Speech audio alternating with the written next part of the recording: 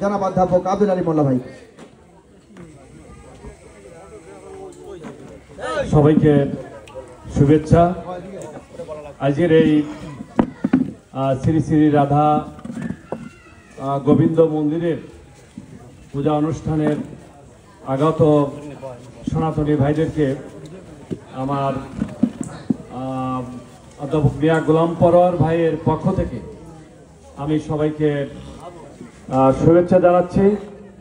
সাথে সাথে আমাদের মুসলিম ভাইরা যারা আসছেন তাদেরকে আমার সালাম, আসসালামু আলাইকুম রহমতুল্লাহ। সম্মানিত ভাই সাহেব, আপনারা জানেন আমাদের প্রিয় নেতা অধ্যাপক মিয়া গোলাম পরোয়ার ভাই, উনি বাংলাদেশ জামাত ইসলামের সেক্রেটারি জেনারেল। ঢাকাতে ওনার বিশেষ কাজের জন্য আজকে ভোরবেলায় উনি চলে গেছেন। গতকালকে উনি সারাদিন ডুমুরিয়াতে 225টির উপরে মন্দির ডুমুরিয়ায়, উনি ওই অঞ্চলে সনাতনী ভাইদের সাথে শুভেচ্ছা বিনিময় করেছেন। তার আগের দিন পরশু দিন রাতে একটু সময় পেয়েছিলেন, উনি ছুটে চলে আসছিলেন আমাদের মাঝে। ফুলতলা পূজা মন্দির, বেনেপুকুর পূজা মন্দির, এরপর হচ্ছে জামিরা বাজার পূজা মন্দির সহ বেশ কয়েকটা পূজা মন্দির আমাদের পরিদর্শন করেছেন এবং শুভেচ্ছা বিনিময় করেছেন সনাতনী ভাইদের সাথে। এবং উনি যাওয়ার সময় বলে গেছেন, আমি সব জায়গায় যেতে পারবো না, আমার পক্ষ থেকে আমার প্রতিনিধি হিসাবে আপনারা যাবেন এবং আমার প্রাণ ঢালা শুভেচ্ছাটা অন্তত পৌঁছে দিবেন যে আমার ভালোবাসার কোনো ঘাটতি নেই, আমার আন্তরিকতার কোনো ঘাটতি নেই। শুধু সময় স্বল্পতার কারণে, যেহেতু আমি সেক্রেটারি জেনারেল, সারা বাংলাদেশ নিয়ে আমার ভাবতে হয়, সারা বাংলাদেশের চিন্তা আমার মাথায়। আজকের আপনারা দেখেছেন উনি ঢাকা এখান থেকে যাওয়ার পরেই সাংবাদিক সম্মেলন করেছেন, বিভিন্ন দলের কর্মসূচি উনি আজকের ঘোষণা করেছেন। তো এই জন্য আমি সকলকে বলবো যে আপনারা তার শুভেচ্ছা গ্রহণ করেন এবং আগামী দিন যাতে উনি বিজয়ী হয় সেই ব্যবস্থা আপনারা করবেন।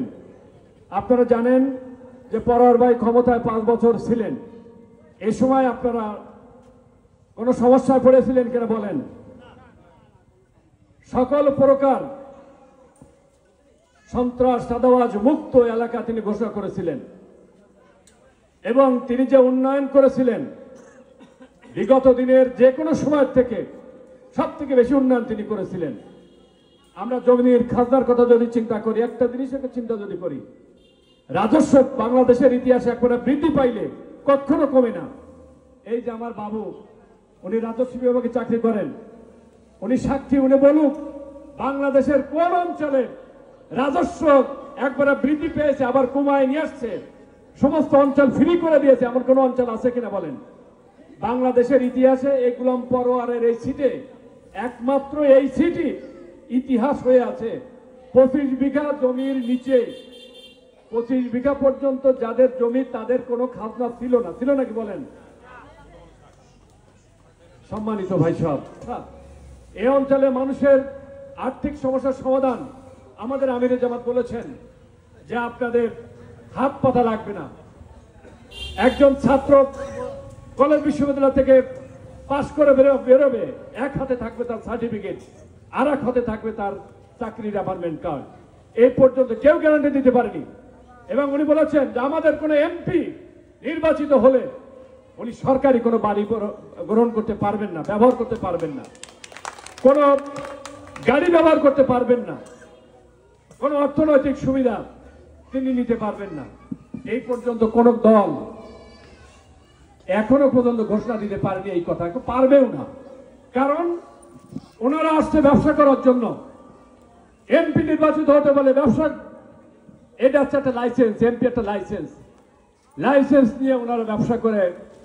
এদেশে নয়, ওনাদের বাড়ি হবে বেগম পাড়ায়, কোথায়? কানাডায়। বাড়ি হবে লন্ডনে, বাড়ি হবে আমেরিকায়। কিন্তু আমাদের জামাত ইসলামের যে সমস্ত এমপিরা দেখেছেন, তাদের ওনারা ফাঁসির মঞ্চে গেছেন, এদেশ থেকে পালিয়ে যাননি। গোলাম পরোয়ার ভাই 15টি বছরের ভিতরে 7.5 বছর জেলে ছিলেন। উনি পারলে তো প্লেনে উড়ো দিয়ে চলে যেতে পারতেন পার্শ্ববর্তী কোনো দেশে, বহুবার বিদেশে গেছেন, কিন্তু সামান্য কিছুদিন প্রয়োজনীয় সময় কাজ করে উনি চলে আসছেন এখানে। আমি আপনাদেরকে বলবো, আমাদের এখানকার যে সমস্ত অনেক বন্ধুরা এখানে এমপি প্রার্থী, এই 15টি বছর 18 বছর ওনারা কোথায় ছিলেন? 18-20 বছরের মধ্যে কোনো খবর নাই।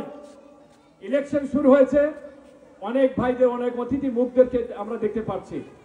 আমি আপনাদেরকে বলবো, আমরা অতিথিদেরকে এই অঞ্চলের ভোট দিয়ে তাদেরকে আমরা আবার বিদেশে পাড়ি জমানোর জন্য আর ভোট দেব না কি বলেন? আমরা ভোট দেব না। যারা এই মাটি মানুষের সাথে মিশে আছে, সুখে দুঃখে যারা পাশে আছে, এদেরকে আমরা ভোট দিয়ে জয়যুক্ত করবো ইনশাল্লাহ। যেমন 5ই আগস্টের পরে থেকে আমরা আমাদের নেতৃবৃন্দের নির্দেশ ক্রমে আমরা সারিবদ্ধভাবে বাঁশের লাঠি কেটে আমরা এখানে সারিবদ্ধভাবে দাঁড়িয়েছিলাম। একজন হিন্দু ভাইয়ের গায়ে হাত দিয়ে তো দূরের কথা, চোখ রাঙিয়ে কথা বলতে আমরা দেব না, এইরকম দৃঢ় প্রতিজ্ঞা নিয়ে আমরা দাঁড়িয়েছিলাম। মনে আছে কিনা আপনাদের? আমাদের পরোয়ার ভাই ঘোষণা করেছেন, আগামী দিন আমরা ইনশাল্লাহ পাশে থাকবো, কোন হিন্দু ভাইয়ের বিরুদ্ধে কোনো কথা কেউ বলতে পারবে না। আমি সকলকে ধন্যবাদ মোবারকবাদ জানিয়ে আমি আমার কথা শেষ করছি।